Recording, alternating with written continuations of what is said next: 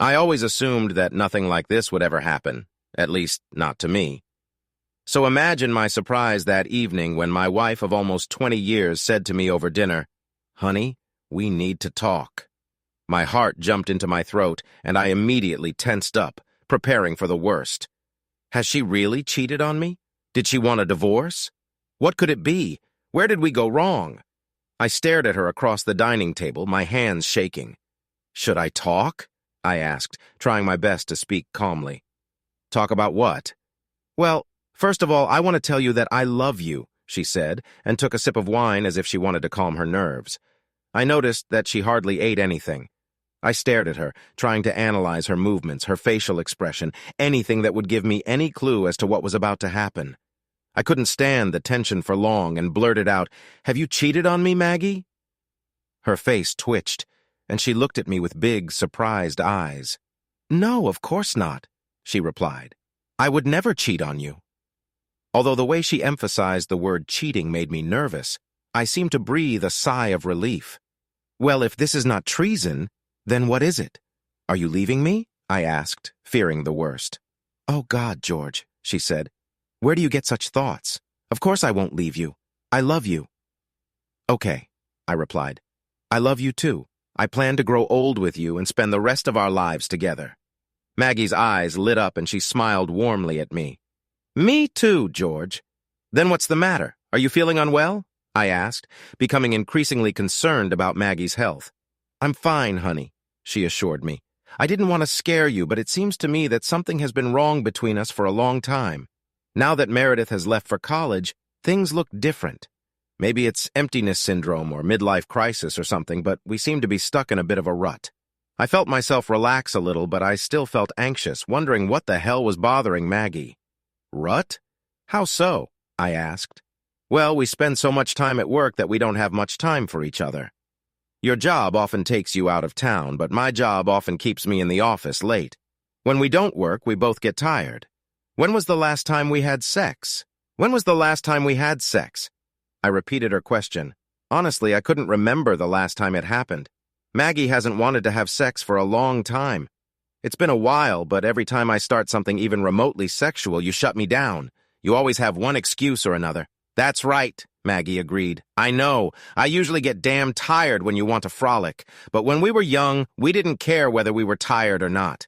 We had sex 3 or 4 times a week. Now this happens once every 3 to 4 months. If that's true," I answered, agreeing with her. "And what?" Irritation was growing inside me. It sounded like she was blaming me for the lack of sex when she always said no. If it were up to me, we would do this often. "And I want to get out of this rut we're in," she said. "I want to settle everything between us so that we can stay together for the rest of our lives. We're bored, George. We need to stop being bored." "I'm not bored," I said. "There is a lot of excitement in my life." "And really, what are you going to do tonight?" she asked with a wry smile. "Watch The Curse of Oak Island. They say they'll make a big discovery tonight," I replied, mulling over her words. "Don't they say that every week they find only dirt and pieces of wood?" "Well, yes," I admitted, more or less. "Like I said," she grinned. "Boring." "Okay, it's not boring. It's comfortable. It's convenient for us. This is what happens when you've been married as long as we have. Make yourself comfortable." "I don't need comfort," Maggie explained. "Honestly, I have as little interest in sex with you as you have with me. It's simply where we are in our lives. We've lost the spark, and that worries me. We are already over 40. We still have many years ahead of us. I'm afraid that if we've already lost that romantic interest in each other, what will we have left in a few years? How can we stay together? We will stay together because we are husband and wife. This is what husbands and wives do. We are used to each other. We are comfortable. And who said that I'm not interested in sex with you? Of course I'm interested. We became roommates, George. Pleasant roommates. I think we are more than neighbors. I mean, we have sex from time to time and love each other, so we're roommates with infrequent benefits. Yes, I love you, George, and I know that you love me. But can you honestly tell me that you still love me the same way you did when we got married in the Stone Age? This is completely different. I tried to explain, like good wine. Over the years, our love has matured and softened. We've gotten older, and our libidos aren't as active as they used to be. Don't you want to feel the excitement and thrill of chemistry again like before? She said, taking my hand.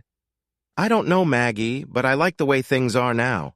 I mean, sure, I'd like to have sex more often, but I like coming home and hanging out with you calm and peaceful. We've worked a long time to get to where we are. It's like that damn hammock in the backyard. It has been there for almost 20 years. Every year I told myself that soon I would be able to just lie down, relax, and read a book. Well, now that I'm finally about to lie down in this thing, you tell me you want to get rid of the hammock. Maggie stared at me, considering my words, then shook her head. I don't understand this, but I'm not asking you to give up anything dear. I'm saying that I think we need to rekindle our romance, spice up our love life before it's too late. My libido isn't dead. It's just dormant. I want to feel the way we felt when we had sex, when it was new and fresh and exciting, like we couldn't get enough of it or each other. So you're saying that our sex is no longer satisfying? No, I'm not saying that at all. You are a wonderful, caring, and talented lover when we have sex. You always know how to please me. The problem is not that our sex is bad, but that we never want to have it. What are you saying? I asked. I'm confused. I say I want more. I feel like we are no longer lovers. We are just partners. I want to feel your love again. I want to feel that I love you again. I want passion. I want wishes. I want romance. I want sex. I thought you said you didn't want sex. Do you want it or not? I want to have sex. You seem to want to be young again. Are you sure it's not your hormones? Do you have hot flashes? Don't do this, George. Don't simplify my feelings and don't make me a woman with hormonal problems. Every time I get upset, I'm not PMSing. And just because I want to rekindle our love doesn't mean I'm going through menopause. Sorry, you're right, it was insensitive. I'm just trying to understand where all of this suddenly came from. Darling, this is not so unexpected. I've been thinking about this for a long time. I'm afraid that unless we do something drastic to restart our relationship, our marriage won't survive. It looked like she was about to cry. I heard what she said. To be honest, she sounded like she was on autopilot.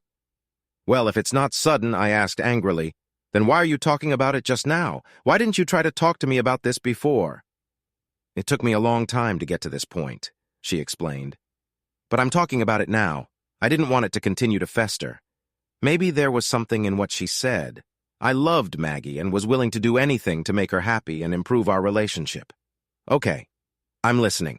I can tell you've thought about this a lot, and it's important to you. What do you want to do? Maybe we should go see a marriage counselor. I read about someone called the Intimacy Coach. Should I try to find it? That's a great idea, she said with a smile, wiping a tear from her cheek. Thanks for the offer. I think we should try it. But I was thinking about other things we could do. For example, well, first let me ask you something. Your company is a creative agency, right? You keep telling me that you are one of the best in the business. Yes, we are one of the top 2 in the state and maybe one of the top 5 in the country. Why? What does this have to do with our personal lives? Do you hire the best people? Of course, yes. And how many of these people have been working in your company for, say, 20 years? Nobody. The company has only existed for 6 years. We are constantly attracting new talent. Our industry has a lot of turnover, right? So you're always acquiring new talents, new ideas, new ways of doing things. Yes, we are very inventive. We have an ever-evolving way of working. And people always bring new skills and new energy, making things better for everyone. Yes, that's absolutely right. Where are you going with all this? George, next month it will be 20 years since we got married. Before that, we dated exclusively for 3 years. In all this time, I have never cheated on you, and as far as I know, you have never cheated on me. This means that for almost 23 years, we only had sex with each other. You were my first, and from what you told me, you only had 2 girlfriends before me. Right, I said, starting to worry again about where this would lead. My stomach was churning. And what? Well, would you hire a person to work for your company if he learned his skills 23 years ago and didn't take any lessons, didn't have any new ideas or new education? Would you like your employees to practice something you only do once every few months? Would your company be the best if everyone didn't try to be the best and constantly rise to new and higher levels? What? Of course not. But it's completely different. This is work. We are talking about ourselves. What exactly do you mean by this? I want to say that 23 years ago we had advanced skills. We had great sex. We did this all the time. It was new and fun. It was exciting. Well then, Meredith came along and we changed. We became parents, then professionals, then soccer moms and basketball coaches. We developed our skills as parents and in our careers, but we did nothing to develop our skills with each other. We continue to do everything the same, conveniently as always. Just as we learned 23 years ago, it became stale. The novelty is worn off. We got bored. It became a routine. We've lost the spark. What are you saying, Maggie? I'm saying I don't need comfort, George. I hate comfort. I'm sick of comfort. I want something new. I want excitement. I want to learn new skills and become a better lover. I want to use this to reignite the fire between us. To turn our boring, comfortable life on its head, I want to fall in love again. I need a lover, not a roommate. I want to feel the passion again. I need it. Okay, I muttered. I was shaking all over. I don't know if it was from excitement or adrenaline. Maybe it was my struggle or my flight defense going into overdrive. I will do everything in my power to give you passion. We can have date nights and do whatever you want. I won't watch TV as much and we can have a hobby or something we can do together. We can travel more. You always love to travel, so why don't we go somewhere every month, even if it's just a night at a hotel in one of the new trendy areas of the city? Maggie took my hand in hers and kissed it, then shook her head. George, I know you would move a mountain for me if you could. I know you think these things will help, but at the end of the day, we are still the ones doing them. We are still the same. Nothing will change, and soon we will get bored of it too. These ideas are a good step, but they are still too convenient. We don't learn or experience anything new. So what are you talking about? I followed you, but now you're losing me. What do you suggest we do? Go to a resort with opening pairs? Oh God, no, she said with disgust. I could never go to such a place. I couldn't handle people trying to get us to join them for casual sex. No, nothing like that. What then? I asked, getting more and more upset. Well, I think we need a bit of a head-scratcher, a reset of sorts, something new and exciting that will give our romance a boost and put the spark back into our sex life. At this point, I was ready to accept almost anything she offered. Sounds great. I'm all for it. How would you do it? I think I should start dating others. Anything but this. Wow, wow, wow, I said, removing my hands from my wife and looking at her with furrowed brows. Repeat again. I think I didn't hear you. I said I need to start dating others. Yes, fine. Turns out I heard it right the first time, I said, leaning back in my chair at the kitchen table. Then I leaned forward and looked at my wife as if she had lost her mind. Are you crazy? She seemed surprised by my reaction. No, not at all. I've thought about this a lot. I think this is what we need. Maggie, you've come up with some crazy ideas before, but this is too much. I don't think it's crazy, George. You will understand, too, if you allow me to explain my reasons. Yes, please explain. Explain how you want to improve our relationship and ignite a spark in our sex life by cheating on me. George, I'm not going to cheat on you, she said. That's not what I'm suggesting. Do you want to date other men, like other men besides me? Yes, that's absolutely right. Like a real romantic date? Yes, that's the point. And a real date, like you would have with someone if we weren't married. I didn't think about it in those terms, but yes, it is a real date. So, will he have sex with you on the first date, or will you make him wait until the 5th, like you did with me?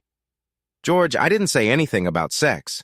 Yes, but you said a real date, as if you were single. But on real dates, people have sex.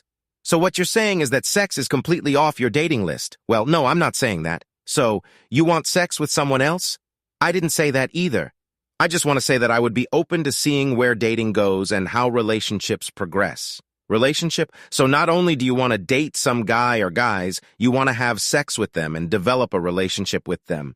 You're only twisting around to point out what you want to point out, George. Yes or no, Maggie? Would you ever have sex with your boyfriend? She hesitated. It's not something black and white. Yes or no? Yes, probably so. Then this is treason. No, that's not true. How the hell do you think this isn't cheating? You meet some guy, have a romantic date with him, and have sex? This is treason. I was furious. I was quickly losing my self-control. Things could have gone very badly if I wasn't careful. Maggie tried to pull herself together and remain calm. This irritated her whenever I lost my temper. It was as if she was trying to show me that she was more civilized than me. "It won't be treason," she reasoned, "because you will give me your consent and approval, and you will know everything about who I was with and what I did. We'll share all the details after I get home." "About God." "God!" I shouted, emphasizing every word. "You not only want to cheat on me, but you also want to completely cuckold me. What the hell makes you think I would ever agree to you dating or having sex with someone else? What came into your head that made you lose all grasp of reality? Do you really think I'll agree to this?" "George, please try to remain calm so we can talk. There is no need to shout, and there is no need to be vulgar. Please," I stared at her. "Did you really think that I would agree? I knew it would be hard for you to accept, but you love me and you are a reasonable person. You're a smart guy. I assumed and still believe that you will calm down, understand the logic of what is happening, and agree to support me." "To support you?" "Yes." "Do you know you're having sex with other men?" "George, it's not about having sex with other men. If I just wanted this, believe me, I could do this for years with many men. Hell, I could do this with your brother, your best friends, and your boss. They all pestered me many, many times, but I didn't. I would never cheat on you. I would never do that to you. But you proposed to do it right now." "No, honey." She tried to correct me. "This is not a hoax. This is not for me. This is for us. It will bring us excitement, fun, and new adventures. Our sex life will come alive again. I will live again. You will feel it and become part of it. Are we doing this together? What? Do you want me to go on dates with you?" "Well, no. I meant figuratively, not literally. You will sit at home and wait for me to go on a date, and then when I get home, I'll tell you everything down to the smallest detail. I assume you want me to have sex with you after someone?" She literally blushed. I couldn't believe it, but she really wanted me to do it. "Well, I mean, that would be the best way to show me your love. It'll be a cold day in hell before I ever do this," I told her in an icy tone. "Okay, we can skip this part," she suggested. "If you don't want to ruin our marriage, you'll miss more than just this. This will not destroy our marriage. You are making love to another man, period. This won't be love, George. I'll save this for you. I love you. I do not love him. It will just be sex. Just sex? Yeah, just sex." I looked at her silently for several seconds. What does this even mean? This means that I won't have any feelings for him and he won't have any feelings for me either. We only want to explore each other sexually. Nothing more. Just sex, I repeated, thinking about her words. "Yes. So let me make sure I understand everything." "Okay, take your time." "You just want sex with another man," I said slowly. "For that matter, yes," she confirmed. "So why? Why do you want to just have sex with someone else?" She didn't have a ready answer. "I probably, for a change, try something different, and that means that I'm not enough for you. This means that I am not giving you what you need sexually. You are not satisfied with sex with me and want to try to find someone better." "Wait, no," Maggie exclaimed. "It's not like that at all. I love sex with you. You are a great lover. I don't want anyone better." "If this were true," I explained judiciously, "then you wouldn't be looking for someone else. The only reason you want sex with someone else, if it's just sex, is for an upgrade, to find someone better than what you have. That's not true at all," she objected without supporting her statement. "Oh, of course," I objected. "Think about it. If you love sushi and you find the best sushi place in the world, and that sushi place is next door, there are 20 other sushi places in the city. Why would you waste your time trying 20 other places when you already have the best sushi right here?" She thought for a few seconds, then answered, "Probably to try other sushi." "But why? If you know this place is the best, would you like to go somewhere where you know it won't be as good or satisfy you as it should?" I asked rhetorically and continued. "Of course not. You would only try other places if part of you thought that it could be better, that in some way, one of the other places could be better than the one you love." "I really don't understand," she said, looking a little unhappy. "If it's just sex, then why would you want to have it with someone else? If you're satisfied with our sex life, if I satisfy you, then if all you want is just sex, why not just have sex with me? We rarely have sex. So if you just want more sex, then we can have sex more often. But no, you'd rather do it with someone else who might be better but might be worse. Obviously, you want to do this with someone else because it's not just sex or you're not satisfied with sex with me. Do you think he can be better?" "I don't know," she answered confusingly. You confuse me, but that's not true. Okay, so it's just sex, right? Yes. How many times must I repeat this? Yes, it's just sex. Okay, if this is true, then I have a solution. I grind. She seemed to perk up and a spark of hope flashed in her eyes. Which? If you only want sex, then I'm ready to let you have it. She seemed stunned. Will you allow it? Yes, I will find a man and hire him to come here and have sex with you. I said, he will be an expert at pleasing women. I'll take one in a health certificate so he can do it without a condom. Then you can have your own simple sex. Are you crazy?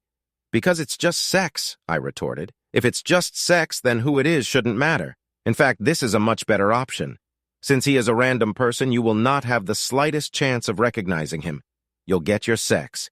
This way, you can't risk physical intimacy leading to unexpected feelings. You talk about me as a latcher. I don't want to have sex with some unknown guy. I need some kind of connection with this person. I'm not just a piece of meat. Exactly. I grin-eyed. This means that it's not just about sex. You don't just want sex, you want more.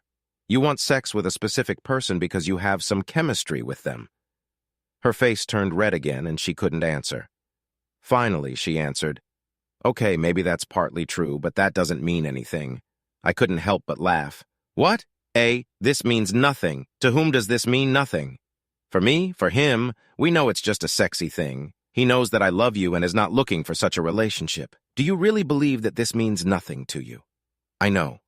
Then if it doesn't mean anything, why do it? Huh? Maggie, your words don't make any sense. Why would you do something if you know it doesn't mean anything? If it doesn't mean anything, then you don't want to do it. You want to do this to him precisely because it actually means something. She put her head in her hands and moaned. This definitely doesn't mean anything. This means it to me. You know very well that sex is the highest form of intimacy. When we got married, we agreed to only have this level of intimacy with each other. You want to throw it away so you can experiment with someone else. You want to explore that intimacy with someone you have a connection with other than me. You are not satisfied with this intimacy with me, and our sex life does not satisfy you. So you want an update? No, that's not the point, she said. So you're hoping to have sex with him to make sure he's not as good as me? She just looked at me. Of course not, I said sharply. You wouldn't go into this if you thought it could be the same or worse than me. You only want to do this because you hope. No, because you already suspect that it will be much better than what we have. You're already thinking about how good this could be. I don't know, she shouted. I never thought about it in this way. You completely confused me. What happens when you finish and come to my house after he's done better than me? Have you thought about this? She began, but hesitated. I never thought about it. What do you mean? I mean, how can you expect your feelings for me to be the same after you had the best sex with someone else? You claim you're doing this to spice up our sex life. But if he's better than me, you'll never want to have sex with me again. You'll want to take it with you. You will miss him. And what's worse is that I'll know you want him when you're with me from time to time. How can we continue? We will continue as before. How can I continue like this, Maggie? What do you mean? How can I continue like this knowing that I don't satisfy you enough to keep you at home? How can I kiss you knowing that another man kissed you and you liked it more than kissing me? How can I touch you knowing that you love his touch more than mine? How could I ever have sex with you again knowing that you like someone else more than me? She stared at me silently. How can I make love to you again if all this time I know that you are thinking about him? If sex with him is better than sex with me, how can you be satisfied with me again? You will think about him, desire him. I didn't marry you to play second fiddle to someone else. She shook her head. But it won't be like that. If this is not so, then why? You want this because you think it will be mind-blowing, amazing sex, unlike anything you've ever done with me. If not, you won't even think about it. When she didn't answer, I continued. And you know what's the worst thing? There is no way I can win in this situation. I adore you and find you incredibly beautiful. I only ever wanted sex with you. I love to please you. I thought we had mind-blowing sex. I thought we were good together, and we often wanted this, but you closed us. It doesn't matter how good or bad we are together. You have this mental image of how good it will be with him. The excitement of something new, the naughtiness of having sex with someone else taking risks. All contribute to your arousal. If we gave you the same pleasure, you would still come to your senses, thinking that you would be better off with him. Even if he's not as good, you might still think he's better. I can't compete. He wins no matter what." She stared at me, unable to say a word. I was beside myself with rage. "Who the hell filled your head with all this nonsense? George, please. Maggie, fuck off. George, no, I'm serious. Back off. This is complete nonsense. I will never agree for you to date anyone. There's no way in hell I'm going to sit at home and wait for you to finish having fun with your lover. And if you ever thought that I would be a cock-old and let someone have sex with you, then you are not the same woman I married 20 years ago. You're some crazy woman who just left her marriage." She was shocked to the core. I'd never said anything so harsh to her before. "George, you're overreacting," she said, tears streaming down her cheeks. "No, that's not true," I answered calmly. My voice is hard as ice. "You react too weakly. Get out of my house. I don't want you here anymore. You're right. We won't last long. We won't live to see 20 years. Now we're done. The fact that you even proposed such a stupid idea tells me that you have already deceived your mind and heart, if not your body. You move on, so off you go. Even now, I'm not going anywhere," she said defiantly. "This is ridiculous. I live here. I am your wife. We live here. You can't tell me where I might be. Now calm down and let's discuss this like adults." Okay then. Stay here." I grabbed my keys and wallet from the counter and headed through the kitchen to the garage. "Where are you going?" she asked in despair. She cried, looking at me and shocked. "Anywhere but not here. It stinks here. Please don't go, George. Talk to me. We can get through this." I stopped and looked at her. "I'll give you one chance to stop me. I will stay if you swear to me that you will never talk about this idea or anything like it again. That you will never date another man. That you will never share a bed with anyone but me, that you will remain faithful and devoted to me for the rest of our lives as we vowed at our wedding. Not only would you never suggest it, but you would never want to do it." She stared at me. I saw the turmoil in her head, the internal struggle. She was furious and on the verge of a breakdown. "George, please, I think this might help us." "So, no," I said, turning and opening the garage door. Maggie screamed for me to stay. "Wait, please, I promise. I swear I won't talk about it anymore. Just please don't go." I turned around again. There was something else I needed to say. "I don't know who put you up to it and filled your head with all this nonsense, but I'll find out. If I find out that you have already dated him or that you have already had sex with him, I will divorce you. That's for damn sure. We're not dating, George. We didn't do anything, but we exist. Fine. Go have some fun with your boyfriend. You've probably already done this. And we know, I swear, if you want to somehow salvage what's left of our marriage, you better not lie to me. No more secrets, no more lies, no more cheating. Not at all, George. I swear we were just talking about this. You were talking to another man about having sex with him. So this whole conversation, this whole ambush, all of this proves my point. Your request was not just for sex, which means nothing. You want me to agree to let you have sex with a specific guy you've already planned everything with. You disgust me. I told her, which made her cry even harder. I can't look at you right now. Sorry, George, I didn't think you'd take it that way. He told me that at first you may be upset, but then you will come to your senses. Disappointed? Who the hell is he? She hesitated again. I looked at the open garage door. Without telling me everything, you prefer him to me. Stephen, she said. Stephen Archer. The consultant you've been working with for the last few months, the guy you introduced to me at Houlihan's dinner party? Yes, that's him. We worked closely and started talking. I needed to sit down. I closed the door, returned to the table, and sat down opposite Maggie. Tell me everything, I asked. All? She asked. Yes, I want to know everything you said, everything you did, and everything you know about this asshole. She nodded. Can I sit down? This is still your home, I said. She nodded again and sat down, then proceeded to tell me what had brought us to this point. I spent the next 2 hours listening to my wife talk about Stephen Archer and his seduction. This has been going on for several months now. He began to slowly, subtly work to brainwash my wife into accepting his point of view. He never pushed too hard or tried to do anything too explicit, knowing that she was smart enough to know if he did. Until now, according to her, they had only talked. She never even kissed him. This was part of his plan. Without making any overt attempts to achieve physical contact, she believed his motives were pure. He was going to wait until I agreed to make my move. By the time she finished her story, I was convinced of two things. My marriage was likely over even if she never spoke to Stephen again, and Stephen had to pay for what he was doing. I needed a plan to deal with both, but I didn't know what to do about either. I needed to buy time. "Are you still mad at me?" asked Maggie. "Maggie, I don't know what I feel," I told her. "It's not easy to put into words. A big part of me is hurt and angry that you think so little about our marriage to even consider what Stephen suggested. If you wanted to spice up our sex life, then this is not the answer. There are at least 100 other things you could try first, like not turning me down every time I try to be naughty." Maggie lowered her eyes and looked sad. I sighed. The other part of me sympathizes with the fact that you were fooled by a clever manipulator who played you. So this part of me wants to consider you innocent and resume our lives. I would really like that, Maggie replied, smiling at me. Can we do this and forget I even brought this up? No, we can't, I answered honestly. There's a part of me that still wants to leave and never see you again. I may eventually be able to get over your betrayal, but it will take time and effort on your part. Maggie nodded, then asked, "Is there any part that even considered the idea as sexy or funny?" "Oh my God, Maggie," I shouted. "Are you seriously asking me this after everything I said?" "I'm sorry," she said, lowering her eyes in shame. "I'm sorry. So what happens now?"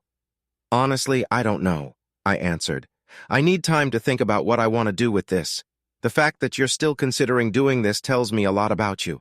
I'm really sorry. Please tell me you still don't want to get a divorce. I don't know shit, but I guess it's up to you." "Really?" I replied. "If I find out that you lied to me, I will divorce you. If you don't give Stephen complete closure, I will divorce you. He's going to ask about it. What should I tell him?" "You have to understand what you are going to tell him. Do you talk to him when you are not at work? Call, text, communicate on the computer?" "No, just a little," she explained. "She mostly talk only at work." Stephen made it a rule not to interact with each other except in the office. However, I know that Stephen will ask about it first thing tomorrow. I do not know what to say. Should I tell him to forget about all this and never think about it again? "Of course you should," I said, thinking about what I could do to get back at the man who wanted to seduce my wife. "He is married?" I asked. Maggie nodded. "Yes," she said quietly. "A few months ago their second child was born." "Oh my God, Maggie!" I exclaimed. "He just had a baby and you were going to have sex with him? What about his wife and their family? Have you thought about them at all? He told me she didn't mind him fooling around. They have an open marriage. And you believed him?" She blushed. I saw that she began to understand how stupid she had been. Yes, I guess I wanted to believe him. Now I know how stupid that is. "Maggie," I said, looking at her intently, "if we want to save our marriage, you must be on my team. You must take my side no matter what I do, no matter what I tell you. If you hesitate or take his side, then forget about it. We can get a divorce and end our marriage. I'm on your team, honey," Maggie assured me. "I swear, you and our daughter are all that matter to me." "Wait here," I said, standing up and taking out my laptop. I brought it over and opened it as I sat down next to my wife. "Have you ever looked at his Facebook page?" I asked. "Yes, several times. But he doesn't use social networks often," she explained. I pushed the laptop towards her and asked her to find its page. She tapped the keys a little, then said, "Here he is. Every little information was available to the public. There was no relationship status, no family photos, or even a link to his wife on Stephen's profile." I went to LinkedIn, searched for Steve Archer, and hit the jackpot. He was much more outspoken there than on Facebook. "Do you know the name of his wife?" I asked. "Janet," Maggie answered. "I did a quick search for Janet Archer and found two. Do you know if she is a realtor or a recruiter? He told me she runs a luxury real estate agency that specializes in multi-million-dollar homes." Maggie replied. I clicked on the realtor link. Her profile opened and the beautiful young blonde smiled back at us. "That's her?" I asked, looking at the hot wife of my middle-aged wife's future lover. "I don't think so," Maggie answered. "I've never seen her photograph, but this doesn't look like the woman he described to me.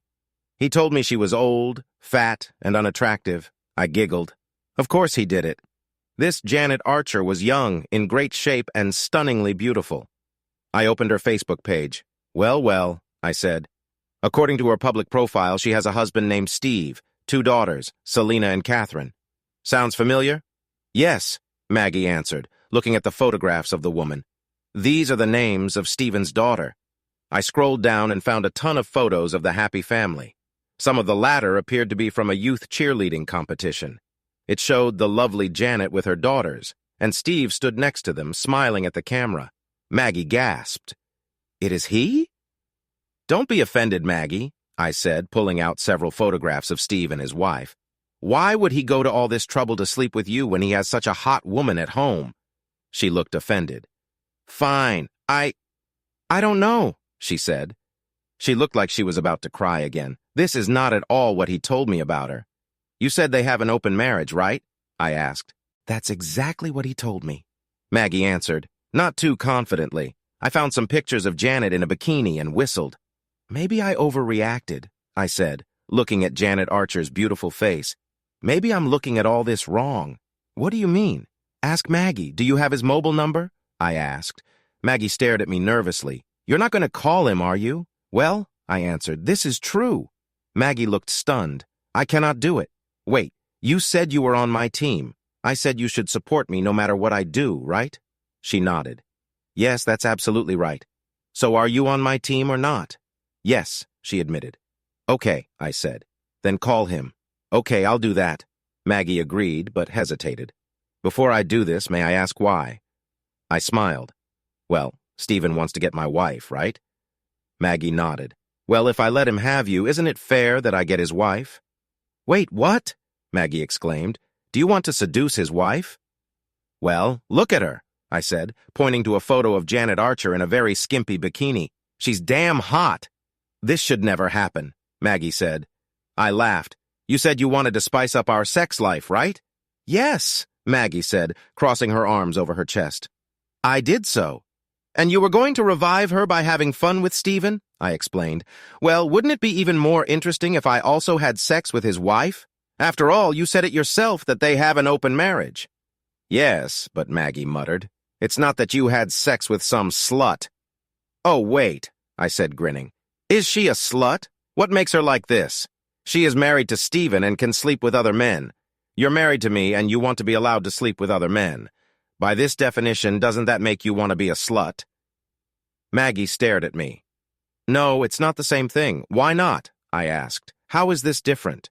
For that matter, how are me and Janet different from you and Stephen?" "She's too pretty," Maggie said. "So it's okay if I choose someone ugly?" I asked. "No, that's not what I meant," Maggie replied, looking almost defeated. "It's just different. Are you afraid that I'll enjoy sex with someone else too much? Maybe. Or that after I have her, I'll never want you again. Maybe. Or maybe you're afraid that if I get her when I'm with you, I'll think about her." "Hell yes," Maggie admitted reluctantly. "I understand everything, okay? I see what you're trying to do. I thought we agreed to forget everything." "Yes, but that was before I saw what she looked like and before I really thought about your proposal." "Oh, so because you think you can seduce a hot girl, you suddenly think I can have sex with Stephen?" "Hell yes," I said enthusiastically. "Why not?" "You're an ass," Maggie said. "Wait, am I an ass because I want Janet? It was you who wanted to try someone else. I just agree with what you wanted. No, you're trying to destroy what I wanted. So you wanted to have fun with others, but you don't want me to do the same. You're just trying to confuse me." "I told you it's not like that," Maggie said, on the verge of tears again. "Maggie, calm down and let's discuss this like adults," I said, using her own words against her. "I'm starting to understand that this could be good for us." "I don't want to do this," Maggie said. "You talked me out of it. I agreed that it was a mistake. This is a mistake. Let's forget about everything. Take your time." I found his number and started dialing Maggie on her phone. "Let's call your lover and see what he says." "No!" Maggie screamed. "Hang up! Don't call him!" "Shh," I said quietly, gesturing for my wife to shut up. "It's okay, honey. The phone is already ringing." I put the phone on speaker so Maggie could hear both sides of the conversation.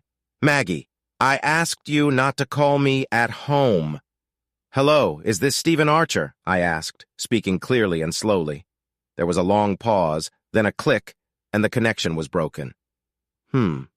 How strange," I said to my wife. "We're disconnected. I'd better call you back." Maggie tried to pick up the phone. "Please, don't do this." "Quiet," I said, putting the phone away. You might think that you don't want to do this anymore. I don't know. Hello, Stephen. This is Maggie's husband. Are you there? Yes, I'm here. Do you want? Stephen asked with obvious concern.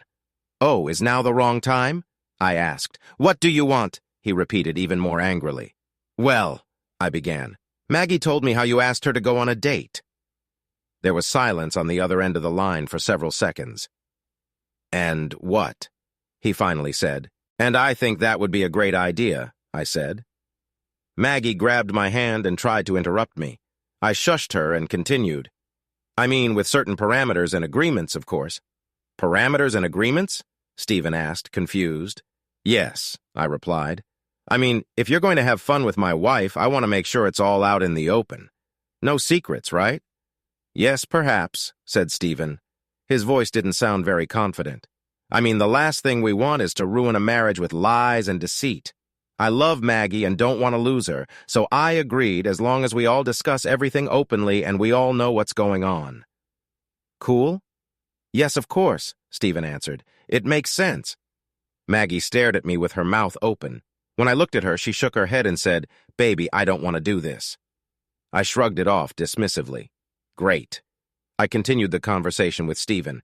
Then why don't you run after Janet and put it on speakerphone? What? Someone asked in surprise. Why don't you call your wife? You know Janet, the mother of your two daughters, Selena and Catherine, the woman you're in an open marriage with so she can hear all the details. Listen, asshole, Stephen growled. I don't know what kind of game you're playing. I cut him off. Stephen. I'm not playing, I told him. Maggie told me that you and Janet are in an open marriage and you don't care who has sex with whom. He looked at her bikini pictures on Facebook, and I have to say that I will enjoy sex with her while you make out with my wife. What are you doing? He asked shrilly. I will entertain Janet, your wife, and you will entertain Maggie, my wife. This is what they do in open marriage, right? Wife exchange. You son of a bitch, don't bring my wife into this, asked Stephen. Stephen, my boy, I said calmly, it's too late for that. You spent the last few months seducing my wife. Wasn't Janet pregnant with Selena for most of this time? Congratulations on your birth. I bet Janet is already back to normal and ready for my proposal. Shut the fuck up, he shouted. I told you. Don't bring Janet into this. Oh, wait. Are you saying she doesn't know you want to have sex with Maggie? Aren't you in an open marriage? I looked at Maggie. She covered her face with her hands and cried. I heard a woman's voice in the background. Honey, what happened? Who is this? Nobody. Everything is fine. Get the girls ready to leave. Stephen turned to his wife. Oh, yes, I began. Today is a big day. Catherine has a cheerleading tournament this afternoon. How the hell do you know this? He asked. It's amazing how much you can learn on Facebook. I chuckled. I have an idea. I waited for him to answer. Several seconds passed as he considered my words. What's an idea? He finally asked. Why don't Maggie and I meet you and Janet at the tournament? Then we can tell her all the details she missed. After that, we can go to the bar and have a few drinks, get to know each other, and come back here to party all night. I'll even let you and Maggie use the master bedroom. Stephen growled into the phone, then answered in a sharp whisper. Listen, stay away from my wife and my children. I'll kill you if I see you anywhere nearby. Stephen, I warned him, don't be so upset. You agreed that we will have no secrets and that everyone should know what we are doing, including Janet, right? Fuck you, he yelled. Never call me again. Okay, then I'll just call Janet, I quickly answered before he could hang up. Wait, Stephen barked. Where did you get her number? Steve, it doesn't matter, I told him. It's important that everyone knows what you did and what your intentions were towards my wife. There was another long pause then. I want you to stay away from my wife. If I hear that you were in the same room with her, I will go to Janet and tell her everything you did. Understood? I understand. He answered humbly. We work together. I don't know if I can avoid her completely. Maggie will be on vacation for the next 2 weeks, I explained to him. When she returns, you will need to move to another company. You're a consultant. Just tell your bosses that one of the women has gotten too close to you, and for the good of the business, you should be transferred. I guarantee you they'll have you out of there by the time she gets back. What if I don't do this? He asked. I turned to my wife. Maggie called Janet and tell her everything. She stared at me incredulously. Of course I was bluffing. I didn't have Janet's number, but Stephen didn't know that. I motioned for Maggie to play along. "Okay, honey," she said through tears. "Wait," Stephen shouted. "Okay, I'll tell them about it tomorrow morning." "Okay," I answered. "You're not as stupid as Maggie said. And lastly, Maggie can hear you now. Apologize to my wife." I saw that Stephen was angry. He took a deep breath and said briefly, "Sorry, Maggie." Before she could answer, I said, "Don't ever mess with my wife again. Now I suggest you get ready to take your family to the cheerleading tournament. Good luck, Catherine." I hung up through the phone on the counter and turned to Maggie. She stared at me with puppy dog eyes. "I am so sorry," she began. I raised my hand to stop her. "Tomorrow you will need to call your boss and tell him that you have an urgent family matter and need to take 2 weeks off," I instructed her. She lowered her eyes and nodded. "Subscribe to our channel so that your second chaff doesn't cheat on you, and go ahead and listen to the next story because this story is nothing compared to the next one. If you're under 18, don't even think about listening to the next one."